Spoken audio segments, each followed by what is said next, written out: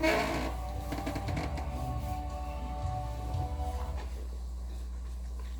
같이 경건한 마음으로 마음을 모으고 우리 하나님 앞에 11월 21일 주일 예배를 하나님 앞에 드리도록 하겠습니다. 다 같이 묵상 기도하시겠습니다.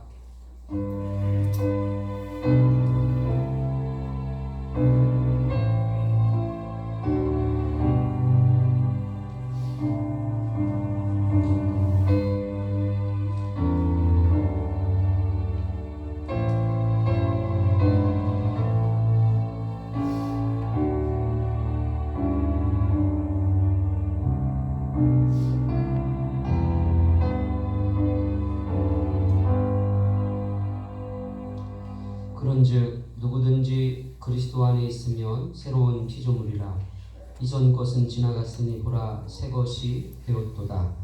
모든 것이 하나님께로서 났으며 그가 그리스도로 말미암아 우리를 자기와 화목하게 하시고 또 우리에게 화목하게 하는 직분을 주셨으니 곧 하나님께서 그리스도 안에 계시사 세상을 자기와 화목하게 하시며 그들의 죄를 그들에게 돌리지 아니하시고 화목하게 하는 말씀을 우리에게 부탁하셨느니라.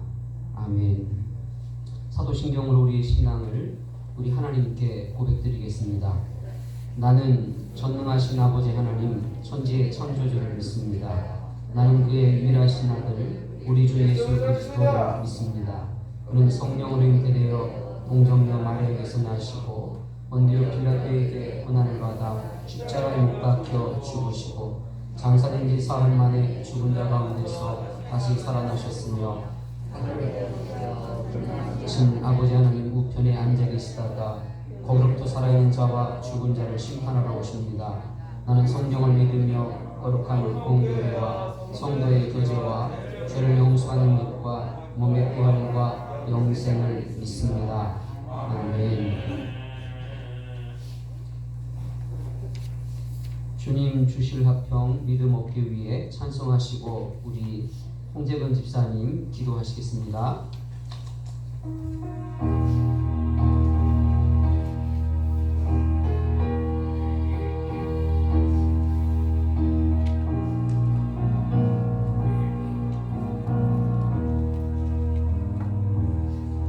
주님 주신 화평 믿음 얻기 위해 너는 정성 걷기로 했나.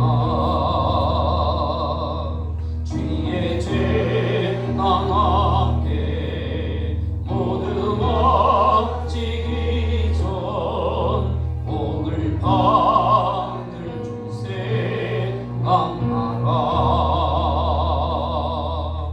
주의 재단에 산대서 내린 그의 주님의 맘을 주장하여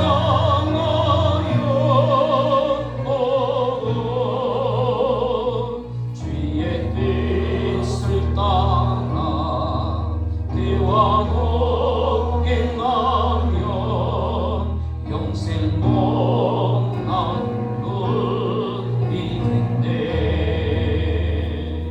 주의 밝은 빛에 항상 활동하며 선한 사업을 힘쓰겠나. 자유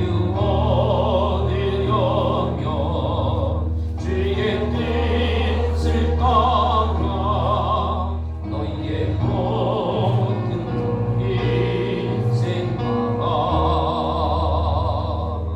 주의 재단에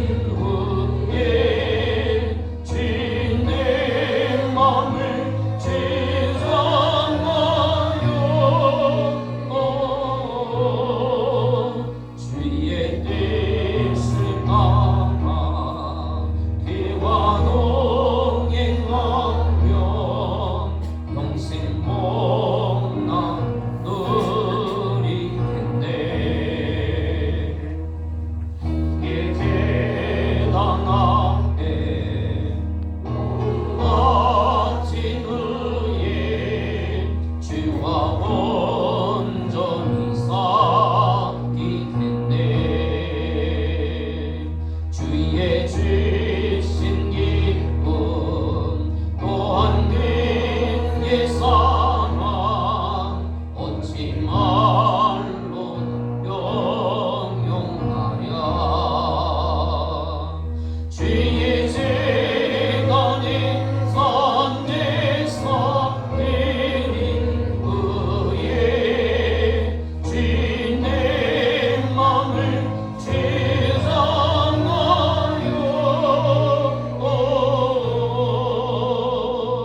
주의 뜻을 따라 비와도 행하며 영생 복락을 이겠네.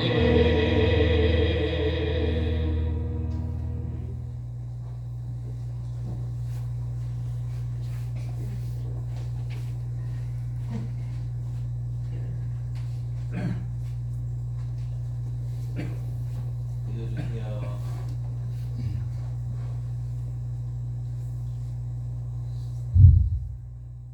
천지 만물을 말씀으로 창조하시고 그 귀하신 뜻에 따라 섭리하시는 살아계신 하나님 아버지, 우리를 언제나 사랑으로 지켜주시고 때에 따라 복을 내려주시니 참 감사합니다. 죄악으로 죽을 수밖에 없는 우리들을 위하여 예수님을 이 땅에 보내주셔서 십자가의 별로 제사하여 주시고 주의 귀한 자녀로 삼아주심을 감사드립니다. 오늘 이 시간도 주님의 사랑과 은혜로 주의 전으로 불러주셔서오니 오로지 영과 진리로 드리는 예배가 되기를 원합니다. 사랑의 하나님 아버지, 그동안도 우리의 뜻과 마음을 온전히 주님께 맡기지 못하고 주님이 주신 말씀대로 살아가지 못했음을 고백합니다. 지금 이 시간 주님을 뵙는 이 자리에서 간절한 심령으로 회개하오니 성령으로 기름 부어주시고 주님을 믿는 믿음 가운데 굳건하게 세워주셔서 주신 말씀대로 순종하며 살아갈 수 있도록 은혜를 내려 주시옵소서. 늘 그렇듯 세상 속의 삶이 사탄의 유혹과 방해로 주님과의 동행을 어렵게 하고 있습니다. 슬프고 아프고 힘들 때뿐만 아니라 평화로운 가운데 있을지라도 우리 심정 깊은 곳에서 울려나오는 부르짖음으로 주님을 찾게 해 주시옵소서. 주어진 시간들마다 우리의 계획과 의지가 담긴 시간들이 아니라 오로지 주님의 뜻을 담아 우리에게 베풀 주신 시간임을 잊지 않게 해 주시옵소서. 사랑의 하나님 아버지, 코로나로 인하여 세상이 많이 혼란스럽습니다. 모든 일과의 핑계가 되지 않게 하시고 오히려 주님이 나타내시고자 하는 뜻으로 더욱 분명하게 다가오게 하시오며 당면한 비대면의 상황들을 주님의 뜻으로 받아 모이고 함께하되 진정 주님과는 함께하지 못했던 만남의 자리들을 온전히 주님과 대면하는 귀한 시간들로 채워주시기를 간구합니다. 사랑의 하나님 아버지, 우리 교회의 형제 자매들이 많이 아픕니다. 병으로 고통받는 형제 가족들뿐만 아니라 온 성도들이 애통함으로 간구할 때마다 주님이 베푸시는 사랑과 은혜를 온몸으로 받아 보고 느끼고 알아가게 하시고 우리로 또한 긍휼히 여기는 자로 삼아주시며 긍휼히 여김을 받는 복을 받기를 간구합니다. 우리 이웃을 긍휼의 마음에 담아 우리 자신의 삶의 중심에 두는 성도가 되기를 간절히 원합니다. 오늘도 내일도 우리가 주님 앞에 주님이 우리 안에 가는 삶이 되게 하시고 이웃과 성도들 간에 서로 돕고 사랑하는 아름다운 교회로 세워주시옵소서. 강단에 권용리 목사님을 세워주심을 감사드립니다. 목사님으로부터 들려주시는 말씀이 우리에게 영원한 생명과 빛이 되고 평안과 기쁨이 되게 하셔서 주를 위해 나가 싸울 때마다 승리하는 삶이 되도록 목사님에게 영육간에 더욱더 강건함과 성령 충만함을 허락하여 주시옵소서. 예배의 시종을 주님에게 주님께서 맡아주실 것을 굳게 믿습니다. 이 시간도 주님께서 주시는 사랑과 은혜로 충만하기를 간구하며 우리를 위하여 피 흘리신 주 예수 그리스도의 이름으로 기도드리옵나이다. 아멘.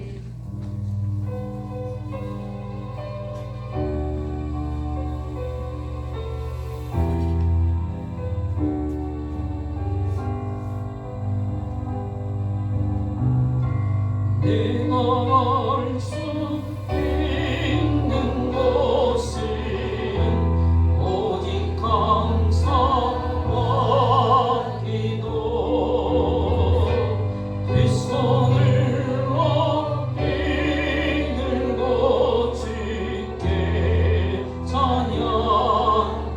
내가 할 수 있는 것은 내가 할 수 있는 것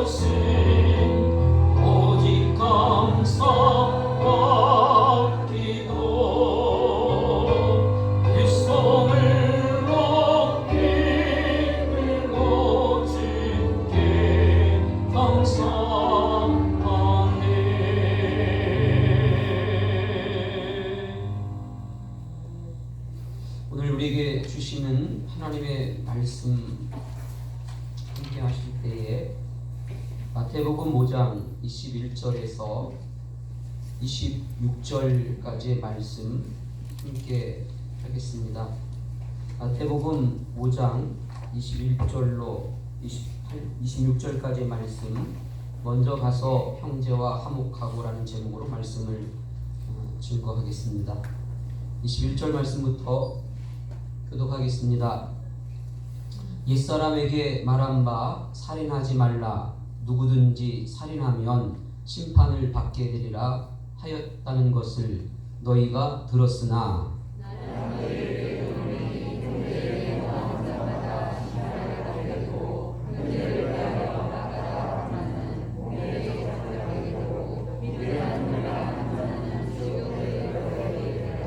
그러므로 예물을 제단에 드리려다가 거기서 내 형제에게 원망 들을 만한 일이 있는 것이 생각나거든.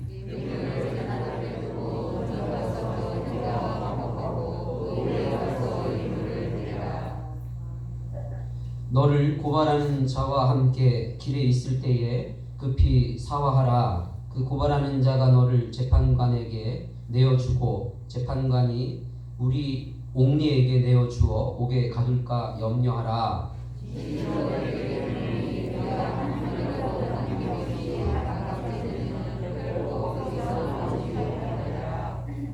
아멘. 오늘 주일날 우리 함께 예배 가운데 만나고 있는 가운데 있습니다. 우리 옆에 있는 분들과 함께 주일 인사 함께 나누고 하나님 말씀도 듣고 또 우리가 기도의 제목 삼고 우리 인생을 말씀 위에 세워볼 수 있는 또 우리 교회를 말씀 위에 세워볼 수 있는 은혜가 있기를 바랍니다. 우리 옆에 있는 분들과 인사하시겠습니다. 가나올레 공동체가 됩시다. 하나님을 경험하는 삶을 삽시다. 네, 우리가 다시 한번 복습이 참 중요하죠. 그렇죠?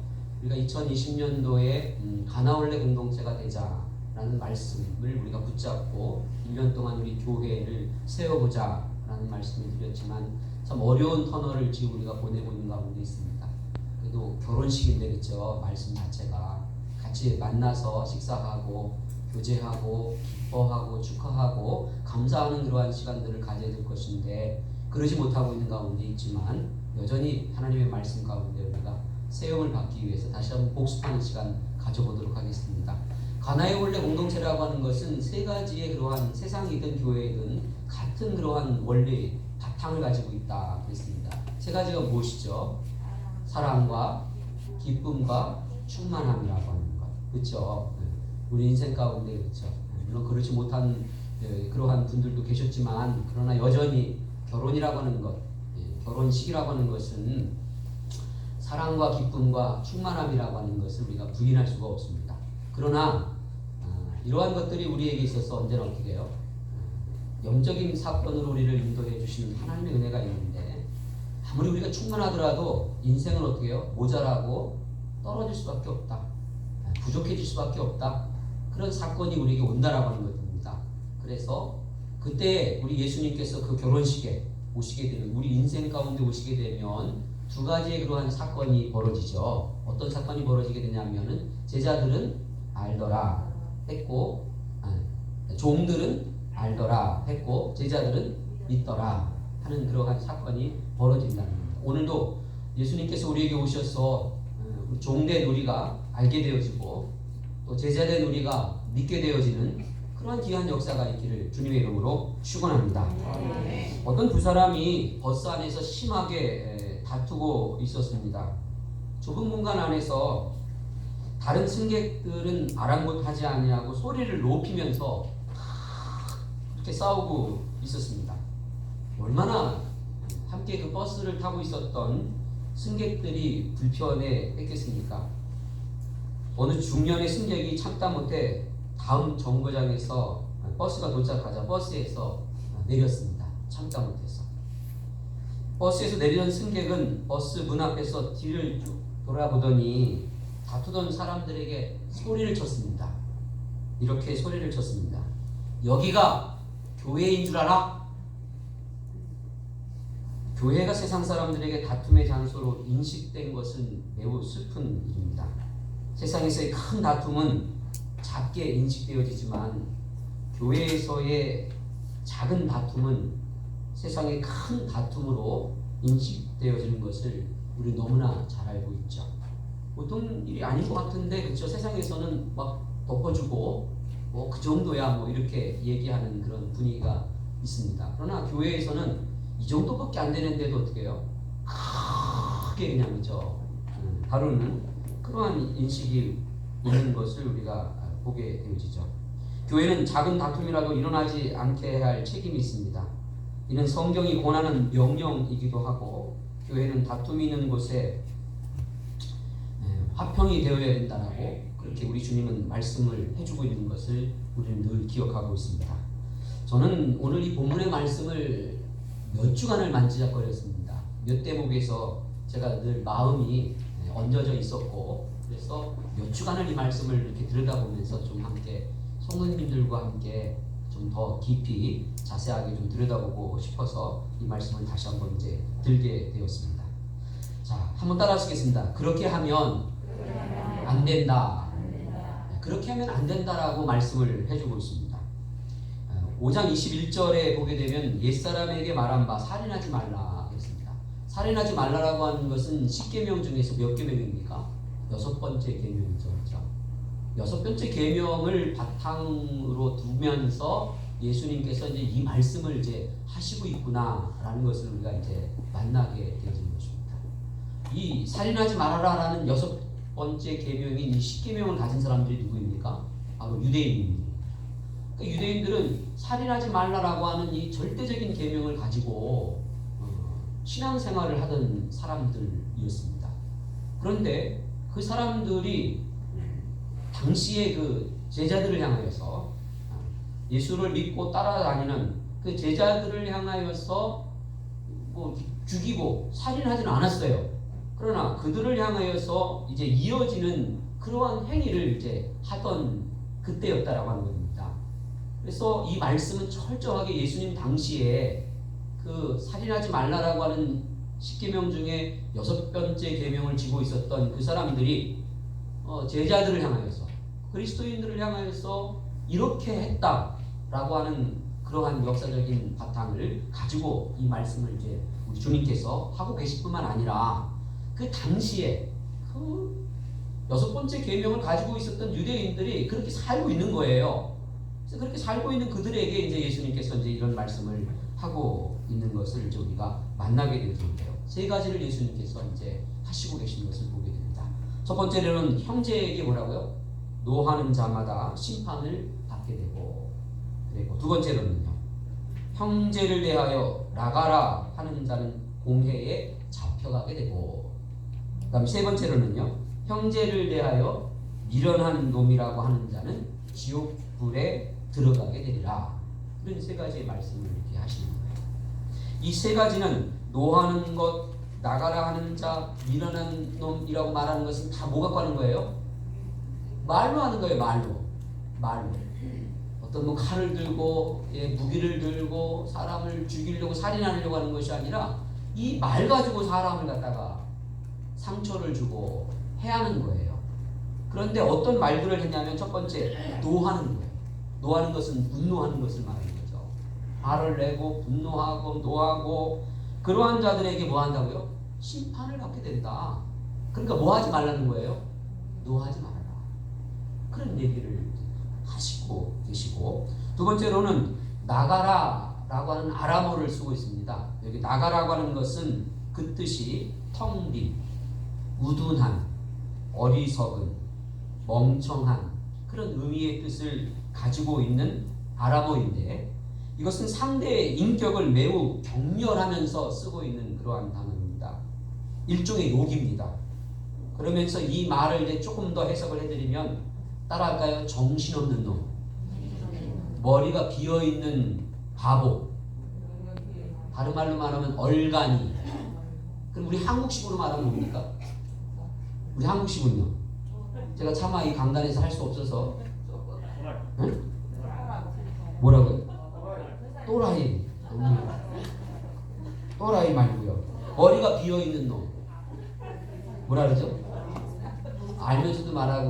하는 여러분들 참 대단한 것 같아요. 머리가 비어있는 놈 뭐라고요? 네? 볼통 아니고요. 아 죄송합니다. 골빈 놈. 저 골빈 놈 저거. 골빈 놈 저거. 이런 얘기를 이제 말을 하는 거예요. 이 말은 굉장히 인격적으로 어떻게 해요? 모욕적인 거예요. 경멸하면서 하는 거예요. 그런 자들은 어떻게 한다고요? 공회에 잡혀가 뭐야? 재판받고 감옥 가는 거죠. 그렇게 되리라. 이런 얘기를 하고 있고, 그 다음에 세 번째로는 형제에 대하여 미련한 놈이라고 하는 자는 지옥불에 들어가게 되리라 그랬습니다. 여기 미련한 놈이라고 하는 것은 좀 들여다보게 되면 너는 바보다, 너는 미련한 놈이다, 너는 어리석은 놈이다, 너는 추악한 녀석이다, 그러면서 인격과 마음이 매우 천박한 상태를 지적하는 단어예요. 너는 그런 놈이야. 역시 또 어떤 말입니까? 인격적으로 깔아뭉개면서 모욕하는 그러한 말을 하는 사람들은 개한나 불못에 들어가리라 이렇게 써 있어요. 지옥불에 너희가 들어가리라. 당시 유대인들이 살인하지 말아라 라고 하는 10계명 중에 6번째 계명을 가지고 잘 지키고 있었어요. 그렇게 살아야지 하고 그러면서도 뭘 가지고는요? 이 말 가지고는 사람을 죽이는 거예요. 그러면서 그 세 가지의 형태를 예수님께서 말씀하시면서 이러한 자들이 뭐라고요? 죄 없다 아니하리라는 거죠. 이것이 바로 사람을 뭐 하는 거예요? 죽이는 거다. 인격적으로 죽이고 마음으로 죽이고 하는 것들을 반드시 뭐 하시겠다고요? 심판하겠다 라고 하는 그러한 말씀을 이제 하시고 있는 것을 이제 보게 되어집니다. 자, 이제 그러시면서 이 말씀을 조금 더 이제 들여다보게 되면 새 번역에 보면 뭐라고 번역이 되어져 있을까? 새 번역 그런데 쉽게 번역한 거잖아요, 그렇죠? 새 번역에 이렇게 번역이 되어 있습니다. 22절. 그러나 나는 너희에게 말한다. 자기 형제나 자매에게 성내는 사람은 누구나 심판을 받는다. 자기 형제나 자매에게 얼간이라고 말하는 사람은 누구나 공의회에 불려갈 것이요, 또 바보라고 말하는 사람은 지옥불 속에 던져질 것이다. 공동번역은 천주교와 함께 그렇죠? 번역했던 그런 성경이긴 하지만, 그러나 나는 이렇게 말한다. 자기 형제에게 성을 내는 사람은 누구나 재판을 받아야 하며, 자기 형제를 가리켜 바보라고 욕하는 사람은 중앙 법정에 넘겨질 것이다. 또 자기 형제더러 미친놈이라고 하는 사람은 불붙는 지옥에 던져질 것이다. 이렇게 이제 번역을 해주고, 예수님께서 이제 이 세 가지를 말씀하시면서 우리가 이제 느끼는 것이 뭐냐면, 점점 정도가 어떻게 해요? 벌 받는 정도가 어떻게 해요? 세지고 있죠. 세지고 있어요, 그렇죠? 끝이 뭐예요? 지옥불에 던져질 것이다. 점점 세지고 있을 만큼 예수님께서 중하게 여기시고 있는 그러한 범죄다라고 이제 그런 말씀을 이제 하고 계시는 거예요. 여러분, 여기서 이제 한번 우리가 오늘 이제 화목이라고 하는 것들, 그렇죠? 화목이라고 하는 것에 대한 예수님이 말씀하셨는데, 이 화목이라고 하는 단어가 가지고 있는 뜻을 한번 살펴보게 되면, 한번 따라할까요? 서로 뜻이 맞으며 하나가 되고 정답고 이런 뜻을 가지고 있는 단어가 화목이라는 단어예요. 그런데 이 화목이라고 하는 원래의 원어의 뜻 있잖아요. 이 원어가 갖고 있는 뜻이 무엇이냐면, 함께 따라하겠습니다. 덮어주다 라는 뜻을 가지고 있는 단어예요. 화목이라고 하는 것은 덮어주다 라고 하는 뜻을 가지고 있는 단어를 사용하면서 하나가 되어지고 정답고 뜻을 같이 하고 이러한 뜻을 가지고 있는 단어다 라고 하는 것을 우리가 이제 기억을 하시면서, 저는 그렇게 하면 안 된다 라고 예수님께서 말씀하신 것 가운데 두 번째, 그러나 그렇게 할 수밖에 없는 우리 인간인 것을 만나게 되어집니다. 그렇죠? 그러나 그럴 수밖에 없는 연약한 우리 인생인 것을, 사람인 것을 우리는 삶 속에서, 나 자신 속에서 거울을 보면서 우리는 만나게 되어지는 것이죠.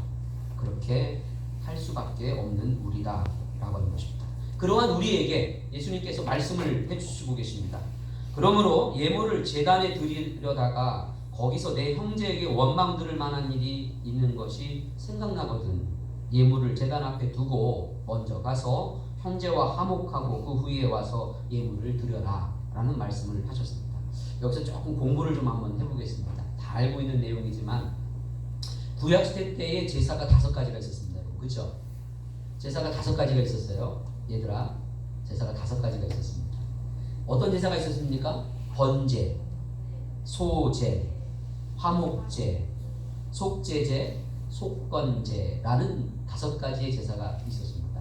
다시 한번 번제, 그리고요 소제, 그리고 화목제, 속제제, 속건제라는 5가지의 그러한 제사가 있었는데, 이 번제와 소제는 같은 의미의 제사예요. 같은 제물만 다를 뿐이에요. 그 번제와 소제는 왜 하는 거냐면 하나님과의 관계가 회복되어지고 헌신과 봉사를 다짐할 때에 드리는 거예요. 하나님 그래서 받아주시옵소서. 그래서 이 제물을 태워서 그 냄새를 하나님이 흠양하시는 그러한 제사가 이제 번제와 소제입니다. 그러나 소제는 역시 또 은혜에 감사하고 충성된 삶을 다짐할 때, 자기의 소유 전체가 하나님의 것임을 인식한다라고 하는 의미의 제사를 드릴 때 이제 소제를 드리는 거예요. 이 2가지는. 그래서 우리가 이 2가지는 하나님 앞에 화목하고 또 헌신할 때 드리는 거구나. 뭐하고는 상관없어요. 죄하고는 상관이 없는 거구나. 그러나 한 가지는 갖고 있어요. 하나님과 화목하자라는 의미는 가지고 있는 제사구나 라는 것을 우리가 이제 만나게 되어진 것이죠. 자, 그렇다면 우리 성도님들, 화목제라고 하는 것은 무엇입니까? 화목제라고 하는 것은 말 그대로 하나님과 화평하고 친교하고자 드리는 제사예요. 자원하는 마음 드리는 제사예요. 그러나 속제제와 속건제는 죄의 문제를 다루는 제사입니다. 그래서 의무예요. 죄를 지으면 반드시 속제제와 속건제를 드려야만 합니다. 자원이 아니고 의무예요. 속제제라고 하는 것은 제사함과 그 죄로 인해 단절된 하나님과의 관계를 회복시키기 위하여서 드리는 것이 뭐라고요? 속제제예요. 단절된 하나님과의 관계를 회복하기 위하여서 드리는 제사. 속건제는요, 선물 또는 하나님의 명령을 범한 자나 이웃에 대한 죄를 어떻게 해요? 용서받고 회복되어지기 위하여서 드리는 제가 속건제예요. 그러니까 속건제도 뭐가 있습니까? 이웃들과의 관계 회복이 있죠. 자, 그러면 우리가 이제 이 5가지의 제사 가운데 속에서 모든 것들이 관통하고 있는 한 가지가 있어요. 무엇입니까? 화목이라는 거. 이 구약의 5가지 제사 가운데 5가지 전체가 한 가지만큼은 동일하게 흐르고 있는 의미가 있어요. 그게 뭐냐면 화목이라고 하는 뜻을 담고 있는 제사다라고 하는 겁니다. 참 얼마나 이 화목이라고 하는 것이 대단한 것인가, 하나님이 얼마나 중요하게 여기는 것인가 라고 하는 것을 우리가 이제 다시 한번 이제 살펴보게 되어진 것이죠. 작은 말씀으로 그렇게 할 수밖에 없는 우리에게 주시고 계시는 예수님의 그러한 은혜가 무엇인가라고 하는 것을 한번 좀 살펴보겠습니다. 내 형제에게 원망 들을 만한 일이 있는 것이 뭐 한다고요? 생각나거든. 첫 번째 은혜가 무엇입니까? 생각나게 하신다. 이게 생각이 안 나면 형제와의 화목은 둘째치고 뭐라고요? 하나님과의 화목도 어떻게 해요? 없다 하는 겁니다.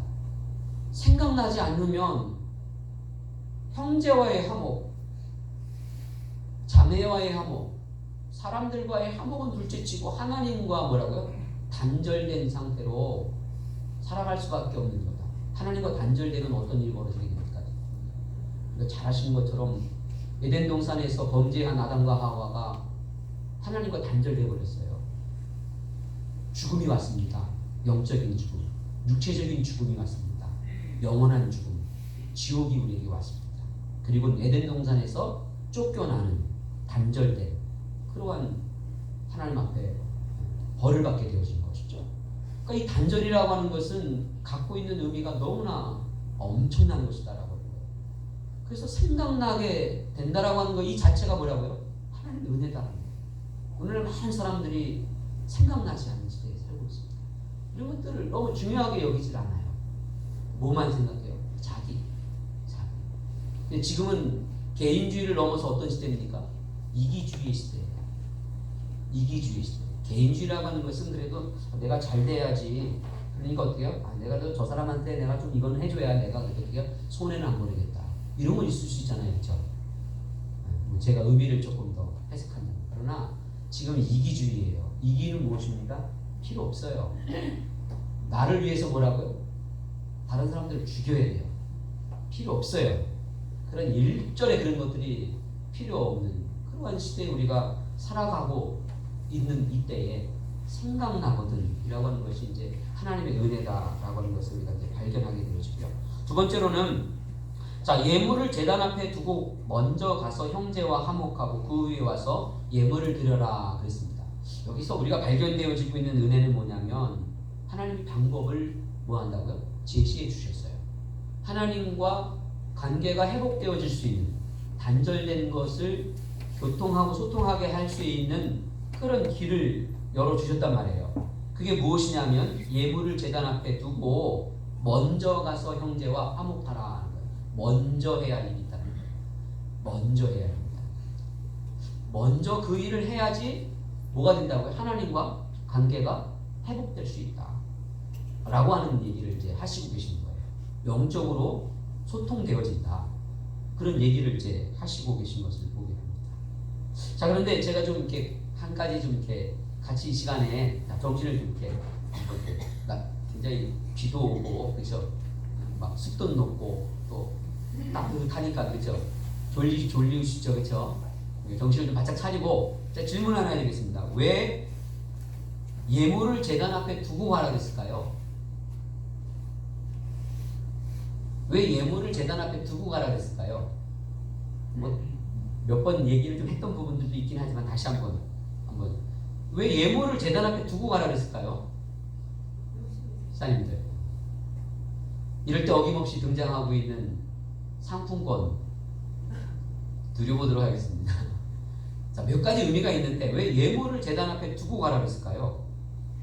다 생각나는 거 한번 생각해 보세요. 예물을 제단 앞에 왜 두고 가라 그랬을까? 네?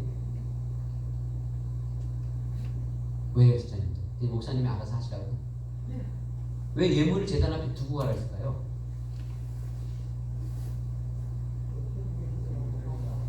네? 지금 중요한 건 무엇입니까? 하나님 앞에 예물을 드리는 게 중요한 거예요. 그렇죠? 맞죠? 하나님 앞에 예물을 드리러 온 거예요. 이 사람은요. 그러니까 예물을 드리기 위해서 하나님과 교통하고 소통하기 위해서 형제와 화목하라고 하는 거예요. 그렇죠? 형제와 화목하는 것도 중요해요. 그렇지만 오늘 본문이 우리에게 주고 있는 것은 하나님과의 예물 드리는 관계예요. 이 예물을 드리는 그 목적을 달성을 해야 돼요. 오늘 우리는 이 예배를 드리는 목적을 달성해야 돼요. 우리가 기도하는 그 목표를 우리는 이루어야 돼요. 오늘 우리는 하나님의 말씀을 읽고 듣는 그 거룩한 의도가 이루어져야 돼요. 우리가 땀과 눈물과 헌신한 그것들이 열매를 맺어야 돼요. 우리가 애쓰고 수고한 것들이 어떻게 해요? 30배, 60배, 100배로 우리는 열매가 맺어져야 돼요. 그렇지 않습니까? 그렇죠?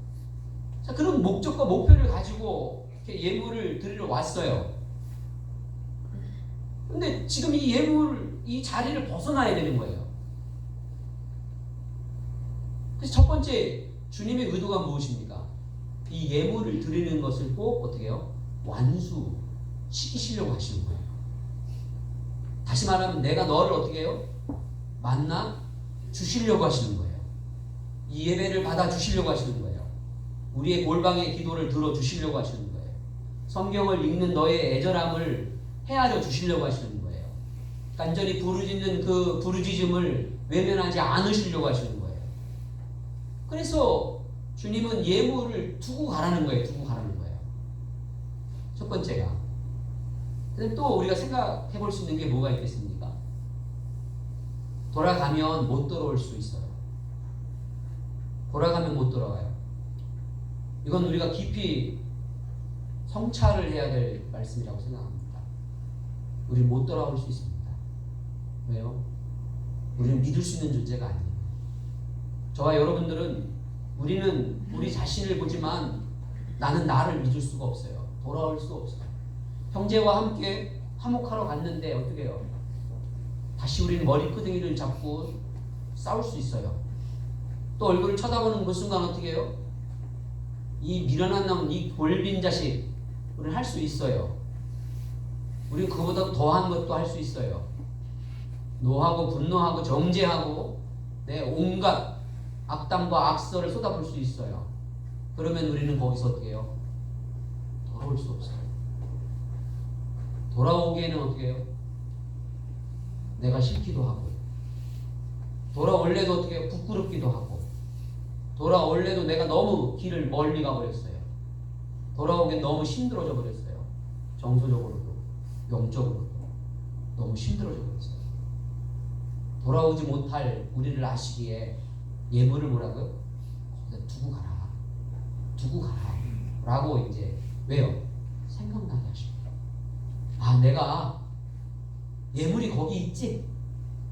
내가 잡아야 될 게 거기 있지? 내가 붙잡아야 될 게 거기 있지? 라고 하는 것 있죠. 그래서 예물을 거기다 두고 가라고 이제 말씀을 하시는 거예요. 세 번째로는 이제 뭐가 우리가 한번 생각을 해보실 수 있을까요? 우리가 늘 묻자고 하는 얘기인 것 같지만 물질이 있는 곳에 내 마음입니다. 그런 얘기를 이렇게 하고 싶어요. 물질이 있는 곳에 마음입니다. 오늘 이게 우리가 5가지의 구약의 제사를 드리는데 이 구약의 5가지 제사의 특징이 있습니다. 그게 뭐냐면 흠이 없어요. 흠이 없어요. 그건 정성을 다해야 된다는 거잖아요. 그 다음에 흠이 없는 것은 또 뭐가 있죠? 비싸야 되잖아요. 그렇죠? 생각을 해보세요. 그렇죠? 애꾸 양인데 애꾸예요. 그럼 뭐예요? 가격을 깎아야죠. 피부병이 걸렸어요. 염소가. 그럼 뭐 해야 돼요? 가격을 깎아야죠. 그렇죠? 그 다음에 송아지가 다리를 절뚝절뚝거려요. 그럼 뭐예요? 가격을 깎아버려야 되잖아요.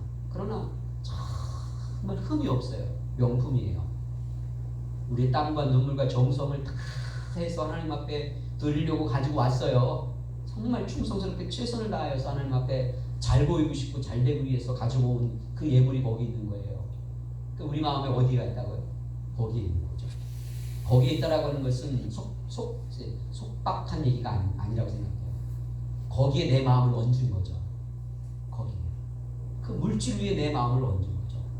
그래서 예물을 거기다 두고 가라.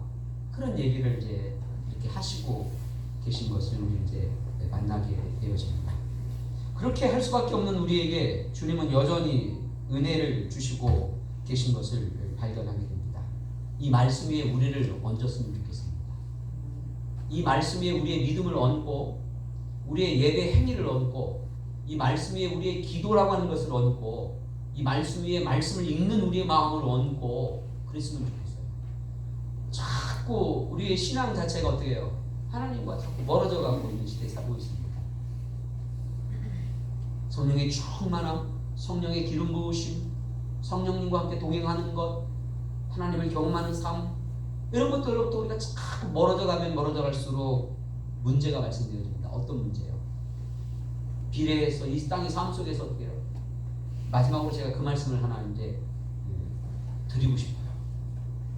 이 말씀을 한 가지만 더 들여다보고 싶은 것은 뭐가 있냐면 예수님께서 이제 그런 말씀하시는 거예요. 형제에게 원망 들을 만한 일이 생각나거든 예물을 여기다 두고 가서 먼저 어떻게 화목하고 오거라 그랬잖아요. 자, 먼저 화목하라. 그리고 와서 예물을 드려라. 그러니까 우리가 여기서 착각을 하고 있는 거예요. 어떤 착각을 하고 있냐면 먼저라는 게 중요하다는 거예요. 먼저라는 게 중요한 거예요. 그래서 뭐보다 중요한 거예요? 우리가 이제 오해하는 거죠.